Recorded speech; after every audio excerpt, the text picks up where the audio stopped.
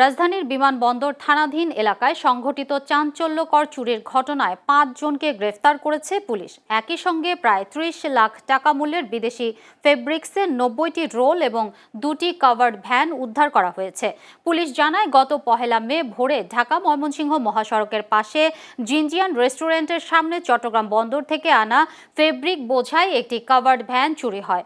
পথে অজ্ঞাত একটি গাড়ির ধাক্কায় চালক গাড়ি থেকে নামলে দুর্বৃত্তরা সুযোগ নিয়ে পুরো ভ্যানটি নিয়ে পালিয়ে যায়। এ ঘটনায় বিমানবন্দর থানায় মামলা দায়েরের পর সিসিটিভি ফুটেজ বিশ্লেষণ ও তথ্য প্রযুক্তির সহায়তায় জড়িতদের শনাক্ত করে পুলিশ। পরে ৩ মে রাতে দক্ষিণ খান এলাকায় অভিযান চালিয়ে ৪ জনকে গ্রেফতার করা হয়। তাদের দেওয়া তথ্যের ভিত্তিতে চুরি হওয়া ফেব্রিক্স, কাভার্ড ভ্যান এবং চুরির কাজে ব্যবহৃত আরেকটি ভ্যান উদ্ধার করা হয়।